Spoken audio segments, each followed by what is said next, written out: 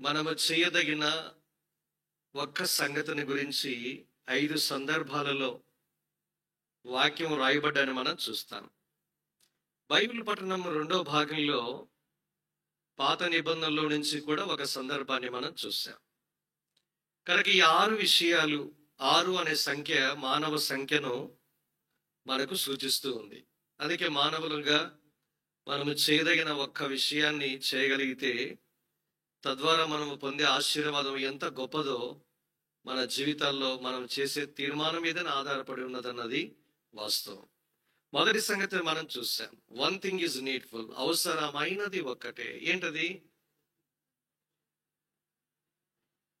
To spend our time at the feet of Jesus. యేసుక్రీస్తు ప్రభు యొక్క పాదముల చెంత మన సమయాన్ని గడపడం అన్నది అతి శ్రేష్టమైన సంగతిగా మనం చూస్తూ వచ్చాం. అది మార్త జీవితంలో మనం వింటూ వచ్చాం.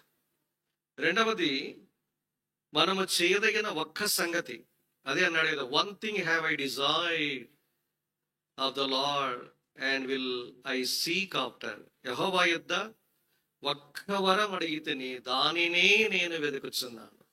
కనుక 1 thing అన్నది మళ్ళీ మనకి అనిపిస్తుంది. ఇంగ్లీష్ బైబిల్ అన్ని చోట్ల 1 thing ఉంటుంది. కనుక దేవుడు మన యుద్ధ నుంచి కోరేది ఏంటంటే, దేవుని యొద్ద ఒక్క వరం అడిగి ఆయన సన్నిధిని వెతికే వారంగా, ఆయన సన్నిధిలో ఉన్న ఆయన ముఖ వర్చస్సు లేదా ముఖ దర్శనాన్ని వెతికే వారంగా, ఆయన సన్నిధిలో ఉన్న బలాన్ని వెతికే వారంగా ఉండాలన్నది 2వ పాఠంలో మనం నేర్చుకుంటూ వచ్చినటువంటి సంగతి. ఇప్పుడు నేను 3 విషయాలు జ్ఞాపం చేస్తాను. తర్వాత ఒక్క సంగతిని మాత్రమే మనం చదువుకున్న భాగాన్ని మనము కొంతవరకు ధ్యానించి కుడికను ముగిస్తాం. 3వ సంగతి, యోహాను సువార్త 9వ అధ్యాయం 25లో ఒక మాట ఉంటుంది. This 1 thing I know. ఈ సంగతి ఒక్కటి నేను ఎరుగుదునన్నాడు అతను. 1 thing I know అన్నాడు. ఆ గుడివాడు యవనస్తుడు తల్లిదండ్రుల దగ్గర ఉన్నాడు. తర్వాత యేసుక్రీస్తు ప్రభువారు అతన్ని దర్శించి చూపును తీసుకొని వచ్చాడు. కానీ చుట్టూ ఉన్నవారు, యూదా మత పెద్దలు ఈ గుడివాడిని బాగా బాధ పెట్టారు. వాళ్ళ తల్లిదండ్రుల దగ్గర కూడా వెళ్ళారు. వాళ్ళ తల్లిదండ్రులు, అయ్యా అతను వయసు వచ్చినవాడు, అతని దగ్గరికి వెళ్ళి అడగండి, అతనే చెప్తారన్నాడు. వచ్చి అడిగారు, అరే నిన్ను బాగు చేసింది అతను పాపిని మాకు తెలుసురా అన్నాడు. అయ్యా ఆయన పాపియో కాదో నాకు తెలియదు, నాకు ఒక్కటి మాత్రం నేను ఎరుగుదును. ఒకప్పుడు గుడ్డివానిగా ఉన్నాను, ఇప్పుడు 1 thing I know. ఒకటి నేను ఎరుగుదును. ఇంకా కొంచెం ముందుకెళితే దేనిక వాక్యంలో చూస్తాం. ఫిలిప్పీ పత్రిక 3వ అధ్యాయం 13, 14 వచనంలో మనం చూడగలం. అయితే ఒకటి చేయుచున్నాను, వెనక ఉన్నవాటిని మరచి ముందున్న వాటి కొరకై వేగిరపడచ్చు, క్రీస్తు నందు దేవుని ఉన్నతమైన పిలుపునకు కలుగు బహుమానం పొందవలనని గురి యొద్దకే పరిగెత్తుచున్నాను. కనుక 1 thing అన్న మాట ఇక్కడ కూడా మనకు కనిపిస్తుంది. మొత్తం ఎన్ని చూసాము? 4 సంగతులు చూసాం. 5వది 2వ పేతురు పత్రిక 3వ అధ్యాయం 8లో మనం చూస్తాం. Be not ignorant of this 1 thing. English Bible కనుక కోనసీమ వాళ్ళు కొంచెం అప్డేట్ కావాలి. మీరు తెలుగు మాధ్యమంలో బైబిల్ చదవడం మాత్రమే కాక ఇంగ్లీష్ బైబిల్ కూడా చదవాలి అని మిమ్మల్ని ప్రోత్సహించడానికే ఈ అంశాన్ని ఎన్నుకోవడం జరిగింది. 1 thing is needful. 1 thing, 1 thing, 1 thing. పదే పదే నీ దృష్టికి తీసుకుని వస్తున్న విషయాలు ఇవి. Be not ignorant of this 1 thing. ప్రియులారా, ఈ ఒక్క సంగతి మాత్రం మీరు మర్చిపోవద్దండి. In relation to second coming, యేసుక్రీస్తు ప్రభువారు తిరిగి వస్తూ ఉన్నాడు. కనుక ఈ 5 వర్తమానాలు, మనకు సమయం లేదు కనుక లాస్ట్ సంగతికి వస్తే 6వది ఏంటంటే ఇక్కడ చదువుకున్నాం. మార్కు సువార్త 10వ అధ్యాయము ఒక అద్భుతమైన విషయాన్ని యేసుక్రీస్తు ప్రభువారు ఇక్కడ ప్రస్తావించడాన్ని చూస్తాం. చూడండి ఆ మాట, 21వ వచనం.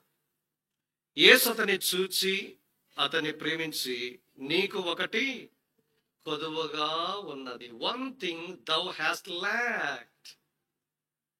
1 thing, ఒకటి నీకు కొదువగా ఉన్నది. కనుక దేవుడు ఈ వాక్య భాగాన్ని ఆశీర్వదించి మన ప్రయోజనము కొరకు, ఆత్మీయ క్షేమం కొరకు దేవుడే సూటిగా నేరుగా స్పష్టంగా మాట్లాడునుగాక. సువార్తలు మనకందరికీ తెలుసు, 4 ఉన్నాయి. అద్భుతమైన విషయం ఏంటంటే ఈ సందర్భము ముగ్గురు సువార్తికులు రాశారు. మత్తయి 19వ అధ్యాయంలో రాశాడు, మార్కు భక్తుడు 10వ అధ్యాయంలో రాశాడు, లూకా భక్తుడు లూకా సువార్త 18వ అధ్యాయంలో రాశాడు. ఒకే సంఘటన 3 పుస్తకాల్లో రాయబడింది అంటే దాని అర్థం ఏంటి? చాలా ప్రాముఖ్యం ఈ తలంపు.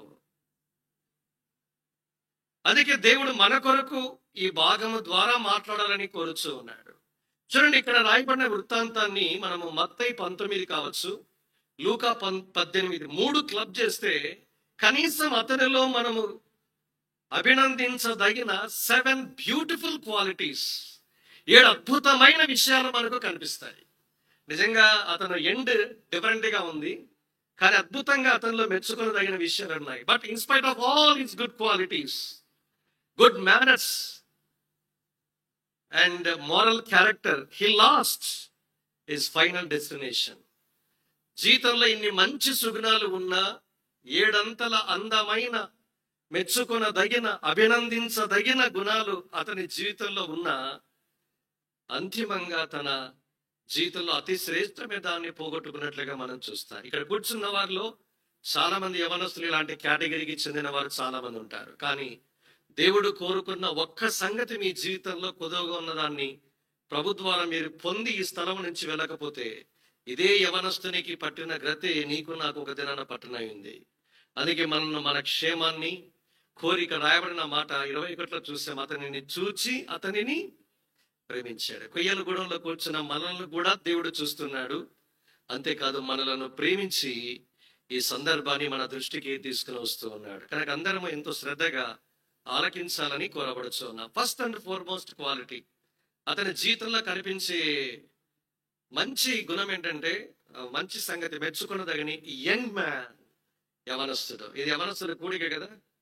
కనుక యవనస్తునిగా ఇతని గురించి యేసుక్రీస్తు ప్రభువారు లేదా పరిశుద్ధాత్మ దేవుడు అతని గురించి రాశాడు. ఇది మత్తయి సువార్త 19వ అధ్యాయంలో మనం చూస్తాం. 20వ వచనంలో ఒకసారి, 22వ వచనంలో కూడా ఒకసారి. 2 సార్లు మార్కు గాని లూకా గాని రాయలేదు, కానీ మత్తయి మాత్రమే రాశాడు యంగ్ మ్యాన్, కనుక యవనస్తుడు. కనుక యవన కాలములోనే దేవుని యొద్దకు రావడం అన్నది అతి శ్రేష్టమైన విషయము. ఇతను కూడా యేసుక్రీస్తు ప్రభువారి దగ్గరికి వచ్చాడు. అతనిలో మనం మెచ్చుకున్న దగ్గర సంగతి, ఇతర కొయ్యల గూడెంకి వచ్చారు. ఎందుకు? మా ముఖాలను చూడడానికి రాలేదు, మా స్వరాన్ని వినడానికి కూడా మీరు రాలేదు. కొయ్యల గూడెంలో క్రైస్తవ సహవాస మందిరములో యేసుక్రీస్తు ప్రభు యొక్క ముఖ దర్శనము చేసి ఆయన స్వరాన్ని మాత్రమే వినడానికి ఈ స్థలానికి వచ్చారు. మమ్మల్ని ఒకవేళ నమ్మి మీరు రాగలిగితే యూ విల్ బి డిసప్పాయింటెడ్. మీరు తప్పకుండా నిరాశ పొందిన స్థలం నుంచి వ్యసనపడి, అయ్యో ఈ రోజంతా వ్యర్థమైపోయింది అని మీరు విసుగు చెంది వ్యసనపడి దుఃఖముఖలై వెళ్ళిపోయేవారిగా ఉంటారు. అయితే మనం అందరము కూడా యేసుక్రీస్తు ప్రభువారిని కలుసుకుని ఈ యవనస్తుని వలె మాట్లాడడానికి మనం అందరం ఈ స్థలానికి చేరి వచ్చాం. ఈ యవనస్తుడు ఏదైతే ఆశపడడాన్ని పొందడానికి వచ్చాడో, అలాగే మనం కూడా యేసుక్రీస్తు ప్రభువారి దగ్గర నుంచి ఏదైనా పొందాలని ఆశతో ఈ స్థలానికి వచ్చాం. కనుక ప్రాక్టికల్ టాక్ లో కూడా మీరు విన్నారు, యేసుక్రీస్తు ప్రభువారు మన అంతరంగాన్ని ఎరిగినవాడు. కనుక ఆయన అన్ని స్పష్టంగా తేటగా ఎరుగును. మీకు చెప్పాను, మరి నిర్గమకాండం 33వ అధ్యాయం 19లో కూడా, అయ్యా నీ ఎడల నాకు కటాక్షము కలిగినది, నేను పేరున ఐ నో ది బై దై నేమ్ అనే ఒక మాట రాయబడింది. నేను నిన్ను పేరుని ఎరుగుదును. సౌలా సౌలా నీవెల నన్ను హింసించుచున్నావు, ప్రభువా నీవెవడవు అన్నాడు. చూడండి, సౌలుకు యేసు ప్రభువారు తెలిసి ఉంటే ఈ ప్రశ్న వేసేవాడు కాదు. తెలిసిందంత ఎవరు? ధర్మశాస్త్రం అంటే తెలుసు, యెహోవా దేవుడు అంటే తెలుసు, గమలీయేలు ఉపదేశకుడు PhD స్కాలర్ అంటే తెలుసు, కానీ యేసుక్రీస్తు ప్రభువారు అంటే తెలియదు. తెలియకపోయినా పర్వాలే, కానీ యేసుక్రీస్తు ప్రభువారికి నిన్ను పేరున ఎరిగివాడిగా ఉన్నాడు. What good news! ఎంత అద్భుతమైన శుభవర్తమానము. కనుక నిన్ను పేరుని ఎరిగి నీకున్న ప్రతి పరిస్థితిని, నీ అంతరంగాన్ని ఎరిగినటువంటి దేవుడు ఆయన దగ్గరకు వచ్చావు. నీవు కూడా యవనస్తుడవు. ఆయనతో పాటు మెచ్చుకున్నదగిన సంగతి మీ విషయంలో కూడా. సెకండ్లీ, రిచ్ మ్యాన్, ఐశ్వర్యవంతుడు లేదా ధనవంతుడు. ముగ్గురు సువార్తికులు ఈ పదం రాశారు. మిక్కిలి ఆస్తి గలవాడు, తర్వాత మిక్కిలి ధనవంతుడు. ధనం ఉండడం తప్పు కాదు, మీరు ఎప్పుడు మర్చిపోవద్దండి. ఒక అబ్రహాము ధనవంతుడు, ఒక దావీదు ధనవంతుడు, ఒక యోబు ధనవంతుడు, ఒక సొలొమోను ధనవంతుడు పాత నిబంధనలో. ధనం ఉండడం తప్పు కాదు, కానీ ధనమునందే నమ్మకి ఉంచడం అన్నది తప్పు. అందుకే అన్నాడు 1 తిమోతి పత్రిక 6:15 అస్థిరమైన ధనము యందు నమ్మిక ఉంచొద్దు. ఎందుకు? ధనవంతులైన వారి ఇహమందు గర్విష్ఠులు కాక. ధనం ఉంటే గర్వం వస్తుంది అని రాశాడు. చాలా మందికి గర్వం, కానీ ఈ యవనస్తుడు యేసుక్రీస్తు ప్రభువు దగ్గరికి వచ్చాడు అంటే తన గర్వాన్ని పక్కన పెట్టాడన్నది మనకు అర్థమవుతూ ఉంది. కనుక గర్విష్ఠుడు కాక అస్థిరమైన ధనము యందు నమ్మిక ఉంచక అనే మాట మనం చూస్తాము. కనుక మెచ్చుకొనదగిన విషయాన్ని మనం చూస్తాం. డబ్బులు ఉండడం అన్నది ఎప్పటికీ తప్పు కాదు, కానీ డబ్బులను ఎలా వాడుతున్నాం అన్నదే ప్రశ్న. విచ్చలవిడిగా వాడతారు కొంతమంది. అయితే నెలలో జీతం పడింది, 1 వీక్ వచ్చేసింది, ఖాళీ అయిపోయింటారు 5వ తేదీ నైట్ కల్లా. ఇంకా ఎవరైనా ఇస్తారా అని ఎదురు చూస్తూ ఉంటాను చకోర పక్షిలాగా. జీవితంలో మంచి సూత్రం నేర్చుకోండి. మీరు ఎవరినే కానీ మీ అక్కర్ల గురించి నోరు తెరిచి అడగద్దండి, చేయి చాపొద్దండి. అద్భుతంగా దేవుడి మీ అక్కర్లని తీరుస్తాడు. నేను ఎరుగుదును, మళ్ళా నా సాక్ష్యం అవుతుంది. ఇది జీవితంలో అద్భుతంగా దేవుడు సాయం చేయడాన్ని, ఆర్థిక పరంగా ఎన్నో విషయాలు 30 ఏళ్ళ క్రైస్తవ ఈ అనుభవంలో అద్భుతంగా దేవుడు సాయం చేస్తూ వచ్చాడు. కనుక నేను చెప్పదలుచుకున్నది రెండవది ఏంటంటే, అప్పులు చేయొద్దండి.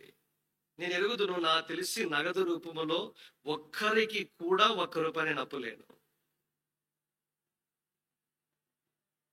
అప్పులు ఎట్లా చేస్తామంటే ఎట్లా చేస్తాం. Christmas celebrations water and service వచ్చింది, 2 సంవత్సరాలు పాత బట్టలు వేసుకున్నా నేను. పోతే పోనీ ఏమవుతుంది? 3 రూపాయల వడ్డీ తెస్తాము, సెలబ్రేషన్ అంబరా ఆనందము ఏంటి సెలబ్రేషన్స్ ఆకాశం అంటుతాయి. మరుసటి రోజు ఫస్ట్ తర్వాత మళ్ళీ డీలా పడతాము. ఎందుకు? అనవసరం కదా. కనుక అప్పులు చేయడము, డబ్బులు అడగడము మీరు ఎంత మాత్రమే చేయొద్దండి. ఎందుకు? ఆయన మిమ్మల్ని గురించి చింతిస్తున్నాడు. మీ ప్రతి అవసరత ఫిలిప్పీ 4:19 ప్రకారం తీరుస్తాడు. మీ ఆశలన్నీ తీర్చడు. మళ్ళా పాయింట్ బాగా గమనించండి. క్రీస్తు యేసు నందు మహిమలో దేవుడు మీ ప్రతి అవసరతను అన్నాడు, కానీ మీ ప్రతి ఆశను తీర్చనని చెప్పలేదు. ఆశలకు అక్కర్లకు వ్యత్యాసం ఉంది. నా పాయింట్ మీకు అర్థమవుతుందని నమ్ముతూ ఉన్నా. ప్రతి అక్కరతను తీరుస్తాడండి. ఎందుకు? ఆ మాట ఒకవేళ అబద్ధం అయితే దేవుడు అభివృద్ధి అవుతాడు. అబద్ధం ఆడ నేరని దేవుడు తీతు పత్రిక 1:6 మనం చూస్తాము. అబద్ధ మాట నరపత్రుడు కాదు. ఆయన మాట ఇచ్చాడు అంటే నెరవేరుస్తాడు. మనము పూటకో మాట, మనము ఈ మాట ఒక మాట, మధ్యాహ్నము సాయంత్రం ఏమి ఊసరవిల్లు కూడా మన మధ్య పని చేయదు. ఇవన్నీ చెప్పుకుంటూ పోతే కట్ షార్ట్ చేస్తే, నేను వెనక్కి వస్తే, ఈ యవనస్తుని జీవితంలో ధనము కలిగిన వాడు. మీరందరూ ధనవంతులు. ఒకవేళ బహుశా భౌతికంగా మీకు లేకపోయినా ఆత్మీయంగా మీరు ఐశ్వర్యవంతులు కావాలన్నది ఆశ, అభిలాష. దేవుడు మీరు వద్దన్నా కూడా ఇస్తాడు.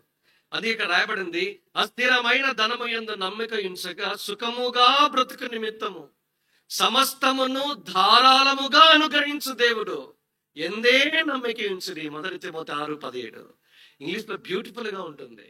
Trust in the living God who gives us richly all things to enjoy.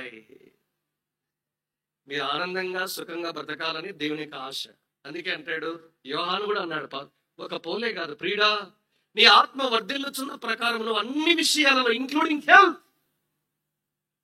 కేజీవి translation లో ఉంది, నువ్వు ఆరోగ్యంలో కూడా వర్ధిల్లాలి.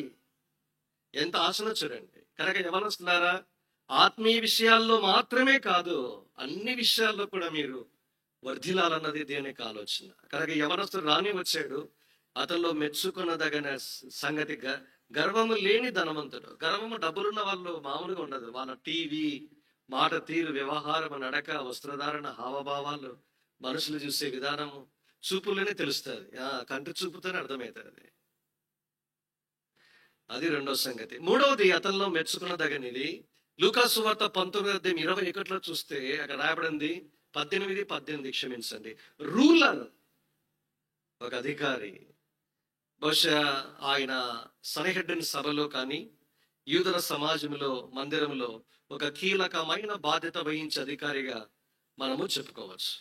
ఒక అధికారి, ఒక ధనవంతుడు, ఒక యవనస్తుడు, ఇవి మూడు ఉన్నాయి. ఇక నాలుగోది ఏంటో తెలుసా అండి? అతను చేసిన పని చూస్తే ఆశ్చర్యం అవుతుంది. ఒక ధనవంతుడు, ఒక అధికారి అంటే సమాజంలో పేరుగాంచిన వాడు, ఒక యవనస్తుడు, నాలుగోది ఏంటంటే పరిగెత్తుకుంటూ వచ్చాడు. He ran. ఒక ధనవంతుని దగ్గరికి ఎవరైనా పరిగెత్తుకుంటూ వెళ్ళాలని కోరుతారు, కానీ ధనవంతుడు రివర్స్ లో యేసుక్రీస్తు ప్రభువారి దగ్గరికి పరిగెత్తుకుంటూ వచ్చాడు. అతనిలో ఉన్న నాలుగవ సుగుణం, అది పబ్లిక్ గా అందరూ చూస్తూ ఉండగానే పరిగెత్తుకుంటూ వచ్చాడు. ఐదవది బ్యూటిఫుల్ క్వాలిటీ ఏంటంటే, మనం చూస్తాం ఇక్కడ ఏమన్నాడు ఆయన ఎదుట మోకాళ్ళుని, వెంటనే మోకాళ్ళ మీదకి వచ్చారండి. అన్న చెప్తుంటే బాధ అనిపిస్తుంది. ప్రార్థన అంటే ఎందుకు మరి?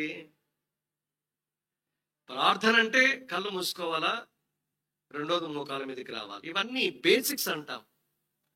ఈ పునాది సత్యాలే మీ జీవితాల్లో జీర్ణించకపోతే మీరు రానున్న దినాల్లో రాణిస్తారు? మీరు ఏం చేస్తారో మీ తర్వాత తరం కూడా అదే చేస్తారు. హన్న తల్లి నాకు భలే ఆశ్చర్యం అనిపిస్తుంది. పాలు విడిచిన తర్వాత తీసుకుని వచ్చి మందిరంలో వేశాడు.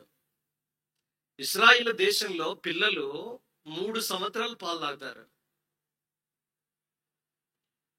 అంటే 3 ఏళ్ళు పాలు విడిచిన తర్వాత 3 ఏళ్ళు లేదా 4 లేదా 5 అనుకుందాం, వాళ్ళు తీసుకుని వచ్చి మందిరంలో పడేసిందండి. రావడమే తీసుకుని వచ్చి యెహోవాకు మొరకితే వాడు కూడా మోకాలేనివాడు. కనుక నేర్చుకోవాలి, చాలా ప్రాముఖ్యము. అది ఈ మైక్ దగ్గర మళ్ళీ మోకాలంగక మధ్యాహ్నం లేచి నిలబడి ప్రార్థన చేశాం కాబట్టి మళ్ళా మోకాలంగి ప్రార్థన చేయాల్సిన అవసరత వచ్చింది. భక్సింగ్ గారు చూడండి, కొన్ని పోస్టర్స్ ఉంటాయి, అవి కూడా మాట్లాడతాయి. కృష్ణారెడ్డి అని ఉండేవారు నెల్లూరులో, బేర్షెబా ప్రార్థన మందిలో. నేను చెప్పేది 1999, 2004 ఆ మధ్యలో ఒకసారి వచ్చాడు. ఆయన చనిపోయాడు, ప్రభువును నిద్రించాడు. ఆయన అనంతపురంలో ఉంది చూసారా, బాబా భక్తుడు ఆయన. ఆయనకు అనుమానం వచ్చింది, దేవుని మనం మొయ్యలేం కదా, చాలా బరువు ఉంటాడు, మనం ఎట్లా మోస్తాము, సరే ఈయన దేవుడా నిజంగా మనిషా అని ఒకరోజు ఏమనుకున్నాడంటే బాబాను ఎత్తుకోవాలనుకున్నాడు. అంటే ఎత్తుకోవడం అంటే చిన్నపిల్లలా కాదు, మోస్తాం చూద్దాం బరువు మొయ్యగలనా లేదా అని. ఎత్తాడు. ఆయన చూస్తే మనిషిలా తేలిపోయాడు. ఈయన మంచి బాగుంటాడు ఆకారము. అప్పుడు అర్థమైంది, అరే దేవుడు కాదురా అని వెళ్ళిపోయాడు ఆయన. దినాలు గడుస్తున్నాయి. భక్సింగ్ గారు స్పెషల్ మీటింగ్స్కి వచ్చారు. ఒకనొక ఏరియా ప్లేస్లో వాక్యం చెప్పిన తర్వాత ఆయన దగ్గర నుంచి అడిగారు, సార్ భక్సింగ్ గారు అని గొప్ప దైవజనుడు సిక్కు మతస్థుడండి, ఆయన స్పెషల్ మీటింగ్ అయిపోయింది, ఆయన Nandyal I think particular place, ఆయన రైల్వే స్టేషన్లో, నంద్యాల కాదు నెల్లూరు దగ్గర 1 ప్లేస్, అక్కడ డ్రాప్ చేయాలండి, ఆయన కార్లో మేము తీసుకెళ్లాలని అనుకుంటున్నాము, దానికి సంబంధించిన కన్వీనియన్స్ అంతా మేమే భరిస్తాము, మీరు ఏదైనా సాయం చేయగలరా అంటే, లేదు నేనే స్వయంగా వస్తాను, మీరు ఆయన గురించి ఇంత గొప్పగా చెప్తున్నారని చెబితే ఆయన తానే స్వయంగా కారు వేసుకొని వచ్చాడు. భక్సింగ్ గారిని ఎక్కించుకొని పోయాడు. ప్లాట్ఫామ్ మీద ఆగాడు. ట్రైన్ ఇంకా రాలే, ఇంకా రాబోతుందనంగా మీ పేరు ఏంటని అడిగాడు. సార్ నా పేరు కృష్ణారెడ్డి అన్నాడు. సరే ప్రార్థన చేస్తామన్నాడు. కళ్ళు మూసుకున్నాడు ఆయన. ప్రార్థన అయిపోయిన కళ్ళు తెచ్చాడు. ఏం రా బాబు లేడే అనుకున్నాడు ఆయన. లేడు కాదు, ఇక్కడ కింద మోకాలంగి ఉన్నాడు. ఎవరు? ఆయన ఆశ్చర్యపోయాడు. అరే ఇంత భారీ నిగ్రహంతో కూడిన వ్యక్తి తల మెరుస్తున్నాడు, ముఖంలో దైవ వర్చస్సు కనిపిస్తూ ఉంది, స్వరూపము ఆ వెలుగు కనబడుతూ ఉంది. చూస్తే వైట్ అండ్ వైట్ కోట్ వేసుకున్నాడు, తెల్లటి ప్యాంట్ వేసుకున్నాడు. ఇదేంట్రా బాబు మోకాల మీద ఉన్నాడని, అది తన మనసులో కారు ఇంటికి డ్రైవింగ్ చేసుకుని పోయేంత వరకు మనసులో మెదలాడుతూనే ఉంది. ఒక దినం వచ్చింది, తన జీవితంలో ఒక మలుపు. అదే మారు మనసు రక్షణకు దారి తీసింది. ఏం బోధ చేయలేను, మారు మనసు పొందు, రక్షణ పొందు, చస్తావు లేదు, నరకం, నథింగ్ ఇస్ దేర్ బా. చాలా ఆశ్చర్యం అనిపిస్తుంది. కనుక నిజంగా యవనస్తుడు మోకాళ్ళుని, మాకు వాళ్ళ అలవాటే లేదు. మీకు మోకాళ్ళు ఉండకపోతే 40 ఏళ్ళకు మీకు స్టిఫ్ అవుతాయి మోకాలిక. 45 ఏళ్ళకే మీకు రీప్లేస్మెంట్ చేయాల్సి వస్తుంది. ఇక మీరు సాధకం చేయకపోతే లాభం లేదు. ఒక యవనస్తునిగా ఇతనిలో మనం మెచ్చుకునదగిన 5వ విషయం ఏంటంటే, ఏంటమ్మా? మోకాళ్ళు వంగి అందరి ఎదుట పబ్లిక్ గా సమాజం అనేకులు చూస్తున్నప్పుడు యేసు దగ్గరకు వచ్చి మోకాలు వంగడం మామూలు విషయమా అండి? మీకు అనిపిస్తుంది మందిరంలోనే మోకాలు వంగడంలే, మనం వీధుల్లో నేను అనుకునేవాడిని రక్షణ పొందకం ఏంద్ర బాయ్ ఈ హెబ్రోన వాళ్ళు ఈ వీధుల్లో ఏంది మోకాలు వంగుతారనే పెద్ద సిగ్గు బిడియం అమ్మాయిలాగా. ఎప్పుడైతే మారుమనసు రక్షణ పొందానో మొత్తం సిగ్గు బిడియము వ్యానిష్, అట్లే ధైర్యం వచ్చేసింది ప్రభు కొరకు సాక్ష్యం ఇవ్వడం. అప్పుడు నాకు అర్థమైంది మోకాలు వంగి చేయడం. అబ్రహాం జోసెఫ్ గారు వీళ్ళందరూ అన్నారు ట్రైన్, వీళ్ళంతా అక్కడ తరబీదు పొందారు. నాకు అంత అవకాశం లేదు. నేను మారుమనసు పొందే సమయానికి ప్రభువును నిద్రించారు. ఆయన పాడించే పాట మా మామగారు చెప్పేవాడు. ఆయనకు ఒక డ్రెస్ వేసేవాడంట, తప్పకుండా పాడించే పాట యేసుక్రీస్తు నామం శక్తిగల నామం చెప్పి మోకాళ్ళు వన్నీ వంచి వేయన అంటేనే మోకాలు వంగాలంతే. పోస్టర్ చూడండి, లేకుండా దెబ్బలు పడతాయి. అలాంటి క్రమశిక్షణ మిలిటరీ శిక్షణ కింద, దైవిక శిక్షణ కింద తరబేతి పొందిన వాళ్ళంతా ఇట్లా యూత్ లీడర్స్, తర్వాత లీడర్స్, నాయకులు, బాధ్యత గల సోదరులు, సేవకులు, సింగర్స్, మ్యూజిషియన్స్ గా తయారైపోయి కడప నుంచి నానా దిక్కులుగా వెళ్ళిపోయారండి. సామాన్యంగా కనిపించి ఇందులో కూడా గమ్మతుంది. అది 5వ విషయం. 6వది ఇంకొక గొప్ప విషయం ఏంటంటే అక్కడ రాయబడింది, నేను I have observed these commandments from my youth. తెలుగులో బాల్యకాలము నుండే నేను వీటిని అనుసరించుచూ ఉన్నాను అన్నాడు. చూడండి, తెలుగు బాల్యకాలము, ఇంగ్లీష్ లో యవన కాలము అన్నాడు. చూడండి, అంటే మీరు 2 క్లబ్ చేస్తే చిన్నప్పటి నుంచి వాళ్ళ తల్లిదండ్రులు ఏం నేర్పించారో గాని ఈ యవనస్తుడు మాత్రం పేరు రాయబలేదు. అద్భుతంగా తయారయ్యాడండి. తల్లిదండ్రులు ఏదైతే నేర్పిస్తారో అందులోనే పెరుగుతారు. తిమోతిని ఉద్దేశించి ఒక మాట అంటాడు, రక్షణార్థమైన జ్ఞానమును కలిగించుటకు శక్తి గల పరిశుద్ధ లేఖనములను నువ్వు బాల్యం నుండి ఎరుగుదువు. 2 తిమోతి పత్రిక 3:14-15 చూస్తాము.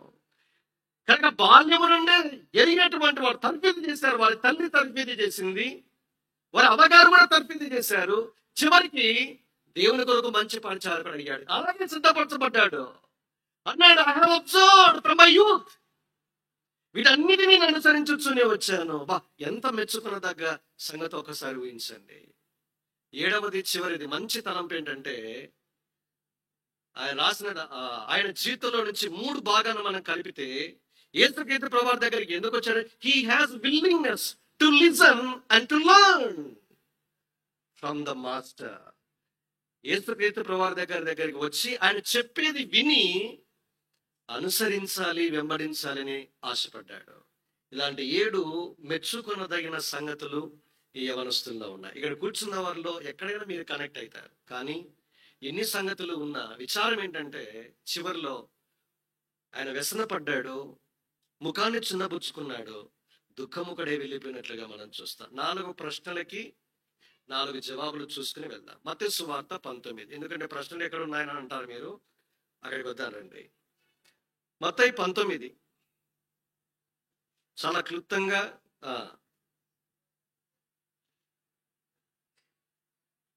16వ వచనం. ఇదిగా ఒకడు ఆయన యుద్ధకు వచ్చి, బోధకుడా, నిత్య జీవము పొందుటకు నేను ఏ మంచి కార్యము చేయవలని ఆయనను 4 ప్రశ్నల్లో మొదటి ప్రశ్న ఏముంది అక్కడ? What shall I do to inherit the eternal life? నిత్య జీవాన్ని స్వతంత్రించుకోవాలంటే నేను ఏం చెయ్యాలి? అక్కడ రాశాడు. మార్కు సువార్త 10వ అధ్యాయంలో ఆ పదం ఉంది. 17 ఏమన్నాడంటే, నిత్య జీవమునకు వారసుడు ఉన్నట్టు నేనేమి చేయవాలని చెబుతూ సద్బోధకుడా అన్నాడు. ఇక్కడ మామూలు బోధకుడు, ఇక్కడ సద్బోధకుడు. దానికి దీనికి వ్యత్యాసం చెప్తాను. కనుక మొదటిది ఏంటంటే, నిత్య జీవాన్ని స్వతంత్రించుకోవాలి అంటే ఏదో చెయ్యాలి అనే తరము ఈ తరము. అతనితో మాత్రమే కాదు, అతను దేవుని వాక్యపు వెలుగులో నిజంగా ఇదిలా మనం ఏం చెప్పాలి అంటే, ఒక వ్యక్తి పాపం విషయంలో కావచ్చు, రెండవది నరకాన్ని గురించి కావచ్చు, నిత్య జీవాన్ని గురించి కావచ్చు, దేవుని గురించి కానీ ఇతనికి సరైన అభిప్రాయం లేదు. అంటే నిత్య జీవం స్వతంత్రించుకోవడం ఏదో చేస్తే రాదు. ఎంతో మంది ఈ కేటగిరీ కిందనే ఉన్నారు. అనేక మంది దినాన ఈ తరంలో కూడా ఏం చేస్తున్నారు? పుణ్యదాన కార్యాలు ఎంతో మంది చేస్తున్నారు. అనాథలను చేరదీస్తున్నారు, చదివిస్తున్నారు, వస్త్రాలు ఇస్తూ ఉన్నారు, ఫలానా స్థలానికి వెళ్ళి స్నానాలు చేస్తున్నారు. వారిచ్చే దాన కార్యాలు కానీ చేసే మేలు మంచి ఎంతో గొప్పది. ఎందుకు? ఏ విధము చేతనైనా నేను మోక్షాన్ని సంపాదించుకోవాలి. ఇది నా దేవుడు నీతో నాతో మాట్లాడే మాట ఏంటంటే, ఇక్కడ కూర్చున్న నీవు నేను ఏదో చేస్తే నిత్య జీవాన్ని నీవు నేను స్వతంత్రించుకోలేము. ఎలాగో స్వతంత్రించుకోగలము? వాక్యం సెలవిస్తూ ఉంది యోహాను సువార్త 5:24 ఆయన మాట విని, లేదా నా మాట విని నన్ను పంపిన వాని యందు విశ్వాసం ఉంచువాడే నిత్య జీవం గలవాడు. వాడు తీర్పులోనికి రాక మరణములో నుండి జీవములోనికి దాటించబడును. ఎవరు నిత్య జీవం గలవారు? యేసుక్రీస్తు ప్రభువారి యొక్క మాట విని దేవుని మీద నమ్మకం ఉంచితే మీరు నిత్య జీవం గలవారు. అందుకే యోహాను సువార్త 3:16 రాయబడిన దేవుని లోకాన్ని ఎంతో ప్రేమించను కాగా తన అద్వితీయ కుమారుడిగా పుట్టిన వారి యందు విశ్వాసం ఉంచు ప్రతి వాడును నశింపక నిత్య జీవము పొందవలనని ఆయనను అనుగ్రహించెను. God so loved the world and he gave his only begotten son to inherit eternal life. నిత్య జీవాన్ని నీవు నేను స్వతంత్రించుకోవడానికి దేవుడు తను మనకు అనుగ్రహించిన వరము, అనుగ్రహము, ఈవి బహుమానము యేసుక్రీస్తు ప్రభువారు మాత్రమే. ఆయన ద్వారానే మోక్షం, ఆయన ద్వారానే నిత్య జీవం, ఆయన ద్వారానే పాప క్షమాపణ, ఆయన ద్వారానే పరలోకంలో అడుగు పెడతాము. మనం ఏ విధము చేతనైనా, ఏ కార్యముల చేతనైనను, ఏ పనుల ద్వారానైనాను మన పరలోక రాజ్యంలో ప్రవేశించలేము. అది పాయింట్ నెంబర్ 1. అందులో రెండో భాగము సద్బోధకుడు అన్నట్టు అడ్రసింగ్ మీరు చూడండి. సద్బోధకుడు అనే మాట సహజంగా ఏ యూద బోధకునికి వాడరు. యూదుల్లో ఒక ట్రెడిషన్ ఉంది. శాస్త్రులు, పరిచయులు, పండితులు ఉన్నారు, బోధకులు ఉన్నారు. బోధకుడు అని పిలవాలంతే. కానీ సద్బోధకుడు అనే మాట ఎప్పుడు పలకూడదు, అది అవమానం. ఎందుకు? గుడ్ మాస్టర్ అన్నాడు. గుడ్ అనేది ఎవరికి చెందుతుంది? The Lord is good. 25వ కీర్తన 8వ వచనము, 36వ కీర్తన 8వ వచనంలో taste and see that the Lord is good, యెహోవా ఉత్తముడని రుచి చూచి తెరుచుకొనుడి. 25వ కీర్తన 8లో ఏం రాయబడింది? యెహోవా ఉత్తముడును యథార్థవంతుడనై ఉన్నాడు. 73వ కీర్తన 1వ వచనం, ఇశ్రాయేలు ఎడల శుద్ధ హృదయ ఎడల ఆయన నిశ్చయముగా దయాళుడై ఉన్నాడు. 160వ కీర్తన 8వ వచనం కావచ్చు, 85వ కీర్తన 6, ఇవన్నీ కూడా ఒకటే. The Lord is good. ఎవరైనా భూమి మీద మంచివాడని ఎవరైనా పిలవాలి అంటే ఒక దేవునికి మాత్రమే ఈ పదం పెట్టాలి. మనం అంతా చెడ్డవారము. యేసుక్రీస్తు ప్రభువారు అన్నాడు, ఏమన్నాడు? అయ్యా మీరే చెడ్డవారై ఉండి మీ పిల్లలకు మంచి ఈవులనియ్యనిరి ఉండగా. తల్లిదండ్రులంతా ఎవరు? తల్లిదండ్రులే కాదు, అందరూ కూడా చెడ్డవారమే. మన దేహంలో ఏ మంచి నివసింపదండి. అందుకే రోమపత్రిక 7వ అధ్యాయంలో పౌలు ఒక గొప్ప కేక వేశాడు. అని అన్నాడు, నాలో మంచిది ఏదియు నివసింప గోరదని నేను ఎరుగుదును అన్నాడు. ఏదైనా మనలో చేసే మంచి ఏదైనా ఉంటే మంచిదంతా దేవునికి సంబంధించింది. ఒక దేవుని సేవకుడు అన్నాడు, సాక్ష్యం చెబుతూ తన మరణానికి సమీపంగా, నాలో మీరు ఏదైనా మంచి చూస్తే అదంతా దేవుని ద్వారానే పొందాను, చెడ్డదంతా నా ద్వారానే, అది నేనే కేర్ ఆఫ్ అడ్రస్, దానికంతా నేనే బాధ్యుడు అన్నాడు. కనుక ఏదైనా కూర్చున్న యవనస్తుడా, నిత్య జీవమును స్వతంత్రించుకోవడానికి మన క్రియలు కాదు, ఒక యేసుక్రీస్తు ప్రభువారు. ఇప్పుడు యేసుక్రీస్తు ప్రభువారు ఏమన్నారు? సద్బోధకుడు నన్ను ఎందుకు పిలుచుచున్నా? దేవుడు తప్ప సత్పురుషుడు ఎవరు లేరు. అంటే ఒక విధంగా యేసుక్రీస్తు ప్రభువారు తాను దేవుడు అని తాను చెప్పకనే చెబుతూ ఉన్నట్లుగా మనం చూస్తాం. కనుక యేసుక్రీస్తు ప్రభువారి దగ్గరికి వచ్చాడు, మంచి మాటతోనే సంబోధించాడు. కానీ అది ఫ్లాటరింగ్ వర్డ్ అంటాం, ఎవరికి ఆపాదించు. అంటే ఒక విధంగా పొగడ్త. యేసు ప్రభువారు పొగడ్తలో పడిపోడు, మనం పొగడ్తలో పడిపోతాం. అపవాది వచ్చి ఈ పండు మీరు ఎప్పుడైతే తింటారో మీరు ఏమవుతారు? మీ కన్నులు తెరవబడును, మీరు మంచి చెడ్డుల వివేకమిచ్చే ప్రజలుగా మారుతారు. మరియు 3వది వాగ్దానం 3:5లో చూస్తాం, దేవతల వలె ఉందురు అనేది. అప్పటికే దేవత ఆవిడ, ఫస్ట్ దేవత ఆవిడే. ఎవరు? అవ్వ. ఆమె పాపము, నువ్వు దేవతలే ఉంటావక్క, నువ్వు మామూలుది కాదక్క క్యాండిడేట్, బా దివి నుంచి భూమికి దిగి వచ్చావు అంటేనే వెళ్ళిపోయింది. అందుకే అమ్మాయిలను మొట్టమొదట ఎవరైనా లవ్ ట్రాప్ లో, హనీ ట్రాప్ అంటాం, మిమ్మల్ని దింపేది ఎలా అంటే ఫస్ట్ మిమ్మల్ని పొగడతారు. బా యవనస్తురాలా, ఫర్ ఎగ్జాంపుల్ ఏదో XYZ పేరు అనుకో, హంస ఎవరు లేరు కదా, మళ్ళీ ఏ పేరు పెట్టినా మేరీ, ఎలిజబెత్ అందరు ఉంటారు కాబట్టి నేను ఎవరి పేరు లేని పేరు పెడుతున్నా. నీవు మామూలు beautiful girl, your character is beautiful much more than your outer beauty, ఇలాంటివన్నీ చెబితే ఫస్ట్ ఫ్లాట్ అవుతాం, మనం పడిపోతాం. మళ్ళా నీవు దేవదూత కంటే సరి సమానురాలు అంటాడు. నేను ఈ భూమి మీద నిన్ను తప్ప ఎవరిని చూడలేదు. నెమ్మదిగా మొబైల్ ఫోన్ నంబర్ ఇస్తా, వాట్సాప్లో మెసేజెస్ పెడతాడు. మళ్ళీ నెక్స్ట్ సోషల్ మీడియాలో కమ్యూనికేషన్స్. ఏమవుతుంది? నువ్వు విశ్వాసి, మంచి అమ్మాయి, ఇప్పుడు నువ్వు రివర్స్ లో మా దగ్గరకు వచ్చి అన్నా మ్యారేజ్ ఫిక్స్ అయిందన్నా, కానీ అవిశ్వాసం అన్నా, కానీ మంచివాడన్నా, మళ్ళా పెళ్లి చేయాలి. మందిరంలో పెళ్లి చేయకపోతే తలక్రిందులు మమ్మల్ని కూడా ట్రాన్స్ఫర్ చేస్తారు మీరు. ఇదొక ఏంటిది ఈ రొటీన్, ఇవంతా ఏం తెలియదా మీకు? అంతా తెలుసు కదా. విశ్వాసని చేసుకోవాలని వాక్యం చెలవిస్తూ ఉంది. ఎందుకంటే మిమ్మల్ని కాదు, మీరు ఎక్కడికి వెళ్ళిపోయారంటే మీరు ఆల్రెడీ 90% మునిగిపోయారు. ఇక అవ్వ దగ్గరికి వచ్చి సర్పం చెప్పినప్పుడు ఏమనాలండి? నేనేమనుకుంటానంటే ఇట్లా చెప్పాలా అవ్వగారు, ఏమనాలంటే నేను ఈ పండు తింటేనే దేవతలాగా ఉంటానా, తినకపోతే దయ్యంలాగా ఉన్నానా? పరారయ్యిండేది అట్లే, బాగా తెలిసిపోయింది అక్కకి అని. మనం కనుక తస్మాత్ జాగ్రత్త. It's practical talk. ఎన్నో సంబంధాలు చూస్తున్నా, తల్లిదండ్రులు మంచి విశ్వాసం, మీకు మంచి సంబంధాలు తేవాలని వాళ్ళు ఒకవైపు తలక్రిందులయ్యి రాత్రి మగళ్ళు ఉపవాసాలు, ప్రార్థనలు, కనిపించిన దేవుని సేవకులు, కనిపించిన బోధకులకు అందరికీ మ్యాచెస్ గురించి మాట్లాడితే మీరేమో ఇంకొక సైడ్ ట్రాక్ లో వెళ్తే, అబ్బాయిలు కూడా ఏమి అదేంటి పిల్లి పాలు తాగి మేము ఎరగమన్నట్టుగా ఉండద్దండి, మీరు కూడా అంతే. సోషల్ మీడియాలో కమ్యూనికేషన్ నేను వింటా ఉంటే షాక్ అవుతున్నాను. ఈ అమ్మాయి చాలా మంచిది కదా అంటానా, అమ్మాయికి ఫలానా వాళ్ళు ఉన్నారన్నా, వాట్ బ్యాడ్ టెస్ట్ అని ఉండే తలుకుపోయింది నాకు అట్లే. సోషల్ మీడియా దరిద్రం అంటే ఇది. మళ్ళీ దాంట్లో మీరు సోషల్ మీడియా లేమని చెప్పారని మళ్ళీ సంజ్ఞలు ఉంటాయంట ఆన్లైన్లో. నాకు ఎట్లా లేదు కాబట్టి నాకు తెలియదు. మీరు ఫేస్బుక్ లో ఉన్నారంటే మీరు ఆన్లైన్ లో ఉన్నారా లేదా అని ఒక చుక్క తెలియజేస్తుందంట. అంటే లైవ్ లో ఉన్నారు మీరు. వేరే వాళ్ళకి తెలియకూడదని సెట్టింగ్స్ లో మీరు మార్పులు చేస్తారు. మీ వాట్సాప్ కానీ సోషల్ మీడియా కానీ పబ్లిక్ గా మీ తల్లిదండ్రులు కానీ ఓపెన్ గా లేకపోతే మీరు ఏదో తప్పుతున్నారు.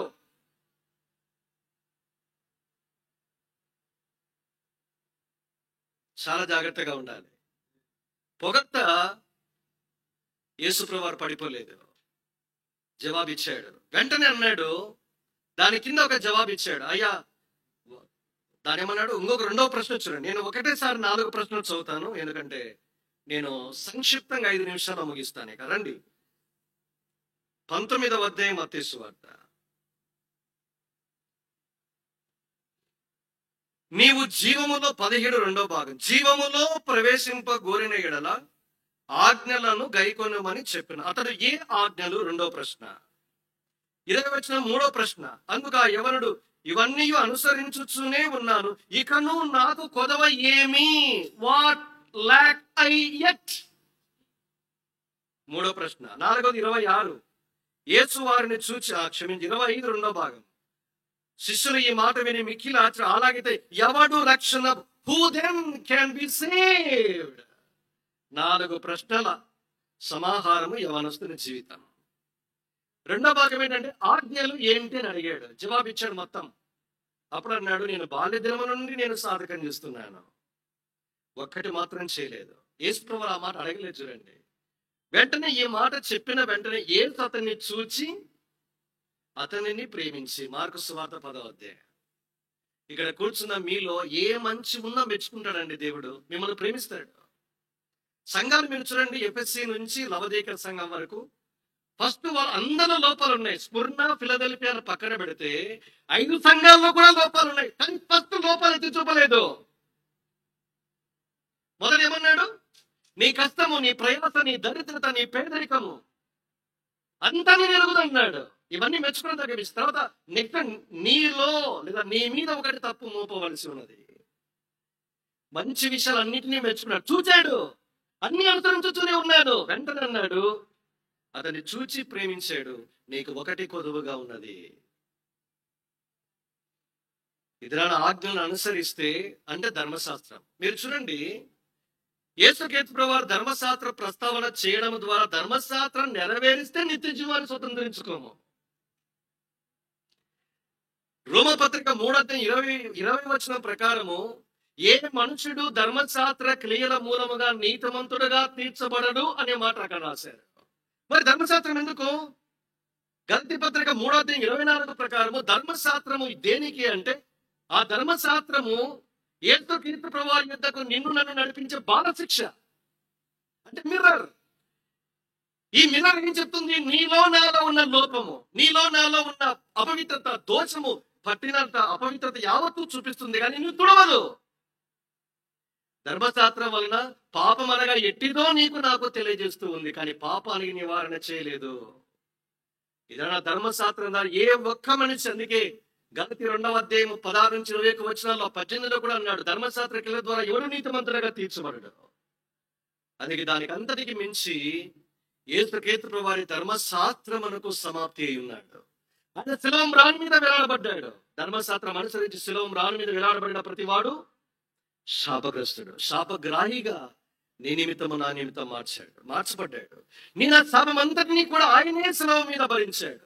అందుకే శపితమైనది ఆయన తల మీద ముళ్ళ కిరీటం. ఎందుకు వచ్చింది ముళ్ళ కిరీటము? శపించబడిన నేల మీద పుట్టింది. ముళ్ళ తుప్పలు గచ్చపొదలు అల్లి ఆయన మీద పెట్టారు.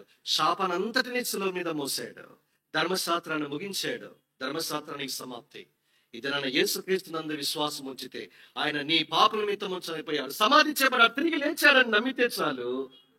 ధర్మశాస్త్రం ఏది చేయజాలదో యేసుక్రీస్తు యొక్క మరణ భూస్థాపన పునరుద్ధానంద విశ్వాసము ద్వారా నేను దేవుడి నీతిమంతునిగా తీర్చి నీకు నిత్య జీవాన్ని ప్రసాదించగలడు. మూడవది, నీకు కొదువుగా ఉన్నది ఏంటి? నాకేంటి కొదువు అన్నాడు? One thing thou hast lacked, నీలో ఒకటి కొదువుగా ఉంది. ఏంటది? Living relationship with God. దేవునితో అవినాభావ సంబంధం లేదు. బయటికి బాగా ఉన్నాయి, అతని మేనర్స్ కానీ తర్వాత మోరల్ క్యారెక్టర్ అన్ని కూడా, వ్యభిచారం లేదు, దొంగతనం ఇవన్నీ ఉన్నాయి. కానీ యేసుక్రీస్తు ప్రభువు వచ్చిన తర్వాత మారిపోయింది. నరహత్య అంటే ఒక వ్యక్తి విందమన్న ద్వేషం అంతరంగంలో ఉంటుంది, బయటికి తెలియదు. వ్యభిచారం అంటే పాపకార్యం, కానీ ఒక స్త్రీని మోహపు చూపుతో చూసి ప్రతివాడు. చివరికి నిర్గమకాండము 20:17 నీ పొరుగు వాడిని దేనిని ఆశించదు. thou should not covet అనే మాట. నువ్వు దేన్ని ఆశించద్దు. ఇదేనా యవనస్తులు దేని ఆశించా? డబ్బు. ఎలా తెలుసు? ఆయన చెప్పాడు, నీకు ఒకటి కొదువుగా ఉంది, నువ్వు నీ కలిగిన ఆస్తిని అమ్మి పేదలకు ఇచ్చేసాయి, నువ్వు వచ్చి నన్ను. ఎప్పుడైతే ఈ మాట విన్నాడో ధనము మీద తన హృదయం ఉన్నదని అర్థమైంది. ఒకడు దేవునిని కానీ స్త్రీని కానీ సేవించలేరు. మీరు సేవిస్తే దేవుని సేవిస్తారు, లేదా డబ్బుని సేవిస్తారు. డబ్బు నిజంగా నీ జీవితంలో నా జీవితంలో వాడుకొనదగిన మంచి సేవకుడు, కానీ యజమానిగా చేసుకోవద్దండి. ఇదే డబ్బును బట్టి అనేక మంది వెళ్ళిపోయారు. నాకు తెలిసి యేసుక్రీస్తు ప్రభువారి సువార్తల్లో అనేక మంది ఆయన దగ్గరకు వచ్చారు, జీవితం మార్చుకొని వెళ్ళిపోయారు. ఇదొక్క యవనస్తుడే యేసుక్రీస్తు ప్రభువారి దగ్గరికి సరైన వ్యక్తి దగ్గరకు వచ్చాడు, సరైన ప్రశ్న వేశాడు, సరైన జవాబు కూడా పొందాడు, కానీ సరైన తీర్మానం చేయకుండానే వచ్చినట్టుగానే వచ్చాడు, అలాగే వెళ్ళిపోయాడు. అలాంటి స్థితికి నువ్వు రావద్దు. నువ్వు ఏ స్థితిలో ఈ స్థలానికి వచ్చావో, యేసుక్రీస్తు ప్రభువారి యొక్క మాటకి విధేయత చూపించకుండా, లోబడకుండా అదే రీతిలో వెళ్ళిపోతే అయ్యో నీకంటే దౌర్భాగ్యం ఎవరైనా ఉన్నారా? ప్రభుని వెంబడించాలంటే కొన్ని విడిచిపెట్టాలి. నిర్జీవ క్రియను విడిచి జీవము కలిగిన దేవుని సేవించాలి. మీరు విగ్రహం విడిచిపెట్టి జీవగల దేవుని వైపు తిరిగి ఓ యవనస్తుడా, యవనేచని విడిచి వెంబడించు. కనుక వెంబడించాలి అంటే కొన్ని విడిచిపెట్టాలి. అందుకే గత మాసము క్యాలెండర్లో మనం చూస్తాం, వారు సమస్తమును విడిచిపెట్టి ఆయన వెంబడించారు. ఇదన్నా నీ యొద్ద నుంచి నా యొద్ద నుంచి యేసుక్రీస్తు ప్రభువారు కోరేది. ఎవరు రక్షణ పొందగలరు? యేసు ప్రభువారి దగ్గరికి వచ్చి దీన మనసుతో, ప్రభువా నీవు ఏ మాట అయితే సెలవిచ్చావో ఆ మాట విని లోబడి దాని ప్రకారం జీవించడం నేను సిద్ధంగా ఉన్నాను. అది సద్బోధకుడు దేవుడే ఆయనతో మాట్లాడుతున్నప్పుడు, దేవుడు నాతో మాట్లాడుతున్నాడు కదా, ధనం కంటే దేవుడే మిన్నాని దేవుని హత్తుకోలేకపోయాడు. ఒక ఇస్రాయేలు యూదా ధనాన్ని నమ్ముకొని పాడైపోయాడు. ఒక గెహాజీ దేవుని నమ్ముకొని పాడైపోయాడు. ఒక బిలాము డబ్బును నమ్ముకొని పాడైపోయాడు. ఒక ధనవంతుడైన యవనస్తుడు చివరికి డబ్బుని విడిచిపెట్టక ప్రభువునే విడిచిపెట్టి వెళ్ళిపోయాడు. వాటి ట్రాజడీ, విషాదం. ఇక్కడ కూర్చున్న ఓ యవనస్తురాల, యేసు ప్రభువు నీ హృదయము మీద చేయబెట్టి అతనిలాగా మన ధనవం లేకపోవచ్చు. ఏ నిర్జీవ క్రియ, ఏ పాపము అలవాటు, ఏ అపవిత్రమైన సంబంధ బాంధవ్యాలు, అది సోషల్ మీడియా ద్వారా కావచ్చు, భౌతికంగా కావచ్చు, ఆత్మీయంగా కావచ్చు, నిన్ను దేవుని సేవించకుండా వెంబడించకుండా అడ్డంకిగా ఉన్నాయో విడిచిపెట్టు. ప్రభు నిన్ను పిలిచినని వెంబడించమని దేవుడు ఇంకనూ సెలవిస్తూ ఉన్నా కూడా ఇంకనూ అవిధేయత చూపించి, ప్రభువా ఇంత కలిగి ఉన్నా, ఇంత మంచి ఉద్యోగం ఎలా విడిచిపెట్టి నేను సేవించడానికి నేను ముందుకు రాగలను? ఇలాంటి సాకులు చెప్పి వెంబడించే విషయంలో అతని వలె ముఖము చిన్నపుచ్చుకుని దుఃఖాక్రాంతుడు, వ్యసనాక్రాంతుడిగా వెళ్ళిపోయినట్లుగా నువ్వు కూడా అలాగే వెళ్ళిపోతావు. వద్దు. యేసు ప్రభువు నీ కొరకు చెల్లించిన క్రయము ఎంతో గొప్పది. తన దేవుడు యేసుక్రీస్తు ప్రభువుకి ఇచ్చిన స్థానము. ఫిలిప్పీ గ్రంథకర్త 2వ అధ్యాయంలో అన్నాడు, ఆయన దేవునితో పాటు సమానముగా ఉన్నవాడు. 2 కొరింథీ 4వ అధ్యాయం 4లో ఆయన దేవుని స్వరూపము. కొలస్సీ 1వ అధ్యాయం 18లో అదృశ్య దేవుని స్వరూపము కలిగిన వాడు. ఏమయ్యాడు? ఆయన శరీరధారిగా వచ్చాడు. దాసుని స్వరూపాన్ని ధరించుకున్నాడు. రిక్తుడిగా చేసుకున్నాడు. శిలువ మరణం పొందినంతగా విధేయత చూపించాడు. తను దాని సమస్తమును దారపోసాడు. అందుకే రోమాపత్రిక 8:32లో దేవుడు మన పక్షమున ఉండగా ఎవడు మనకి విరోధి అని చెబుతూనే, దేవుడు తన సొంత కుమారుని అనుగ్రహించుటకు వెనక తీయక మన అందరి కొరకు ఆయన అప్పగించిన వాడు ఆయనతో పాటు సమస్తమును ఎందుకు అనుగ్రహించాడు? యేసు ప్రభువారి కంటే గొప్పది ఏది లేదు. నీకు కావాలనుకున్నది యావత్తూ దేవుడు నీకు ఇవ్వడానికి సిద్ధంగా ఉన్నాడు. తన కుమారుని కంటే భూలోకంలో ఏది గొప్ప కాదు. కనుక వెంబడించే విషయంలో ఆటంకంగా ఏదైతే వస్తుందో ప్రభు దగ్గర ఒప్పుకొని నిజాయితీగా విడిచిపెట్టి ఒక నూతన తీర్మానంతో యవనస్తులు వచ్చినట్టుగా వెళ్ళిపోయి నష్టపోయిన వానిగా కాకుండా లాభము పొంది ప్రభు దగ్గర ఈ ప్రశ్నకి జవాబు పొంది కుదవ నీలో ఉంది రక్షణ. ఈ అనుభవం లేకపోతే దేవుని సేవించే విషయంలో ఆలస్యంగా తీర్మానించుకుంటూ తటపటాయిస్తూ ఉంటే మేక్ ఏ డెసిషన్. ఒక తీర్మానించుకో, సంతోషంగా ఈ స్థలం నుంచి బయలుదేరి వెళ్ళు. రండి ప్రార్థన చేసుకుంటా. మోకాల మీదకి వస్తాం. ప్రభు నిన్ను దర్శించే సమయం. కళ్ళు మూసుకునండి. మా వైపు అటు ఇటు చూడొద్దని మాకందరికీ కనిపిస్తున్నారు. ఎవరు మీరు కళ్ళు మూసుకున్నారో లేదో. చివరి మీటింగ్ అయిపోయింది. నిశ్శబ్దం. కళ్ళు మూసుకునండి. మాట్లాడకుండా మౌనంగా ఉండండి. మీ పెదవుల ద్వారానికి కాపు కాయండి. యవనస్తుడు, ధనవంతుడు, అధికారి ప్రభు దగ్గరికి పరిగెత్తుకుని వచ్చాడు. మోకాలొంగాడు. బాల్యము నుంచి మంచి విషయాలు ఉన్నాయి. యేసు ప్రభు దగ్గర ఆయన మాటలు విని లోబడాలని వచ్చాడు. కానీ విన్న తర్వాత దుఃఖాన్ని కలిగి వ్యసనపరుడై ముఖము చిన్నబుచ్చుకొని ప్రభువును తృణీకరించి ధనాన్ని హత్తుకొని వెళ్ళిపోయాడు. ఈ ధనం అస్థిరము. లోకంలో నువ్వు కలిగి ఉన్నదంతా కూడా అస్థిరమే. ఒక దినం ఉంది, లోకము దాని ఆశయు గతించిపోవను. అయితే దేవుని చిత్తము నెరవేర్చువాడు నిరంతరము నిలుచును. దేవుని ప్రణాళికలకురా నీ జీవితం పాడైపోతే ఒక మంచి తీర్మానం చేసుకో. ఇంకా ప్రభువును వెంబడించే విషయంలో సంపూర్ణ కాల సేవకు కూడా తటపటయిస్తూ ఉంటే ఒక ఉద్యోగము, ఒక బాధ్యత, ఒక సంబంధ బాంధవ్యము, ఆస్తి, పేరు, కులము, వంశము, హోదా అడ్డుగా వస్తూ ఉంటే చివరికి ఆరోగ్యం సైతము. ప్రభు దగ్గరికి వచ్చి నిజాయితీగా ఒప్పుకో. వెంబడించినట్టు తీర్మానించుకో. చరిత్ర గతిని మార్చిన శిష్యులు సమస్తం విడిచిపెట్టి వెంబడించారు. లోకాన్ని తలకిందులు చేశారు. మొదటి శతాబ్దపు క్రైస్తవులుగా పిలువబడ్డారు. వారి ద్వారా నేటికి ఆశీర్వాదాన్ని అనుగ్రహించుని అన్నాడు. అంటే ఆశీర్వాద కారణంగా నిన్ను కూడా చేయగలడు. ఆయన నైపుణ్యము గల ప్రేమ గల హస్తాలకు అప్పగించుకో. జీవితాన్ని అద్భుతంగా మలుస్తాడు. యవనుడా, ఇంకనూ మీ హృదయాన్ని ప్రభుకి ఇవ్వకపోతే మీ కుడి చేతిని పైకెత్తి చూయించండి. మీకోసం మేము ప్రార్థన చేస్తాం. చివరి కోరిక ఇది. ఎవరైనా ఉన్నారా? కళ్ళు మూసుకునండి. అటు ఇటు చూడొద్దండి. నా వైపు కాదు. ప్రభు నిన్ను దర్శించుచున్న సమయం. అన్ని మీటింగ్స్ విన్నావు. ఇది చివరి కోరిక.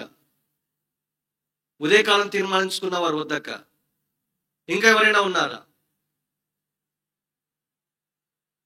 మీ తలకు పైగా మీ కుడి చేతిని పైకెత్తి చూయించండి. మీకోసం మేము ప్రార్థన చేస్తాం. ఎవరైనా ఉన్నారా? వచ్చినట్లుగానే వచ్చినట్టుగా పోవద్దు. ఖాళీ హృదయంతో వచ్చావు, ఖాళీ హృదయంతోనే వెళ్ళిపోవద్దు. నీ కొరకు కొదవగా ఉన్నది, అది రక్షణ. ఈ రక్షణ నువ్వు కోరుకుంటే నిత్య జీవానికి వారసుడిగా వారసురాలుగా చేయబడతావు. ఎవరైనా ఉన్నారా? మీ కుడి చేతిని పైకెత్తి చూయించండి, మీకోసం ప్రార్థన చేస్తా. ఎవరైనా, ఎక్కడైనా, లోపటైనా బయటైనా, ప్రభువును వెంబడించాలి అని తీర్మానించుకుని ఈ కూడికి వచ్చిన వారు, ప్రభువును సేవించడంలో వెనకంజ వేసిన వారుగా ఎవరైనా ఉంటే, ప్రభు నీతో మాట్లాడుతూ ఉంటే, ప్రభువా నిన్ను సేవించడానికి అడ్డంకిగా ఉన్న సమస్తమును విడిచిపెట్టి వెంబడించాలని ఆశపడుతూ ఉన్నా, నువ్వు మాట్లాడితే నీ మాట స్థిరపరచుకోవాలని కోరుచూ ఉన్నా, ఉన్న పాటన నీ యొద్దకు వస్తూ ఉన్నా, నన్ను కూడా నీ పని కొరకై, నీ రాజ్య వ్యాప్తి కొరకై, దేవుని సేవ కొరకై నన్ను కూడా వాడుకో, నేను కూడా ఉన్నా. దేవుని తన పరిచయ సేవకు పిలుస్తూ ఉండగా మీ కుడి చేతిని పైకెత్తి చేయించండి, మీకోసం మేము ప్రార్థన చేస్తాం. లోపటైనా బయటైనా కళ్ళు మూసుకొని అటు ఇటు చూడొద్దండి. సహోదరుడు మీ తీర్మానాన్ని కనపరిచి మీ చేతిని పట్టుకుని 48వ కీర్తన 10వ వచనం అనుసరించి దేవుడు సదాకాలమునకు దేవుడై ఉన్నాడు, ఆయన మరణం వరకు మిమ్మల్ని నడిపించునుగాక. సహోదరుడు మీ తీర్మానాన్ని కూడా కనపరిచి దేవునిని సేవించినట్లు మీ హృదయాలను నిబలముగా దేవుడు ఉంచునుగాక, సిద్ధపరచునుగాక. భవిష్యత్తు ప్రణాళిక ఉద్దేశములు దేనిక రాజ్యాప్తి కొరకు దేవుడిని నిన్ను సిద్ధపరచునుగాక. ఇంకెవరైనా ఉన్నారా? దేవుడిని సేవించడంలో, వెంబడించడంలో ఎవరు తినవలే వెనకంజ వేసిన వ్యక్తిగాను ఉంటే, నిన్ను పిలుస్తూ ఉండగా తీర్మానించుకోవడానికి సిద్ధంగా ఉంటే మీ తలకు పైగా మీ కుడి చేతిని పైకెత్తి చూపించండి. God bless you brother. దేవుడు మీ తీర్మానాన్ని, సోదరి మీ తీర్మానం దీవించి ఆస్వాదించునుగాక. తన నిత్య రాజ్యము కొరకై, రాజ్య వ్యాప్తి కొరకై మిమ్మల్ని సాధనంగా వాడుకునుగాక. ఇంకెవరైనా ఉన్నారా? ఇంకా ఎవరైనా? సోదరి దేవుడు మీ తీర్మానాన్ని కూడా గలపరచునుగాక, మిమ్మల్ని దీవించునుగాక. మీ కుడి చేతిని పట్టుకొని భయపడకుమని నీకు సహాయం చేస్తానని చెప్పుచు మీ మీద దృష్టి ఉంచి మీ ఆలోచన చొప్పున దేవుడు మిమ్మల్ని నడిపించునుగాక. ఇంకా ఎవరైనా ఉన్నారా? పేపర్ వచ్చిన తర్వాత అమ్మా మీ పేపర్ తీసుకునండి, రక్షణకైతే రక్షణ, సేవించడం కొరకైతే సేవించట అని రాసి మీ పేరు, చిరునామా, మొబైల్ నంబర్ ఇస్తే మీకోసం దేవుని సేవకులు ప్రార్థిస్తారు. చివరి అడుగుతున్నాం, ఎవరైనా ఎక్కడైనా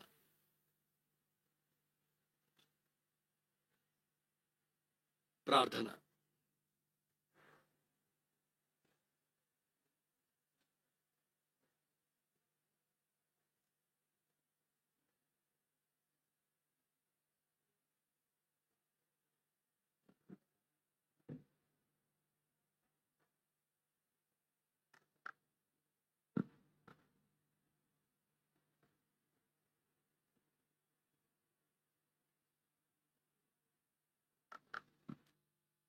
ప్రేమగల పరలోకపు తండ్రి,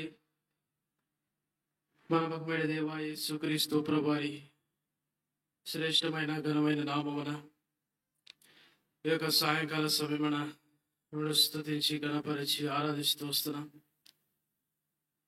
ఈ యొక్క ఉన్నతమైనటువంటి ఉద్దేశమును బట్టి మిమ్మల్ని స్తుతించి గణపరిచి ఆరాధిస్తూ వస్తున్నాం. మరి కోయిలగూడెంలో ఈ దినము ప్రత్యేకముగా యవనస్తుల కొరకై రిట్రీట్ కలిగి ఉండటకు మీరు చేసినటువంటి సహాయాన్ని బట్టి వందనాలు చెల్లిస్తూ వస్తున్నాను. మీ సన్నిధికి మేము నడిపించినటువంటి యవన బిడ్డలందరినీ బట్టి కూడా మేము స్తుతించి గణపరిచి ఆరాధిస్తూ వస్తున్నాం. మీ దాసును అభిషేకించి విడుదల చేసినటువంటి మాటలన్నిటిని బట్టి వందనాలు చెల్లిస్తూ వస్తున్నాం. ఈ యొక్క సాయంకాల సమయమున ప్రాక్టికల్ టాక్ ద్వారా కూడా మీరు మాట్లాడుతూ వచ్చినారు. మీ ప్రియ యవనస్తులలో మీరు ఒక గొప్ప కార్యమును జరిగిస్తున్నామని ప్రార్థన చేస్తూ వస్తున్నాం.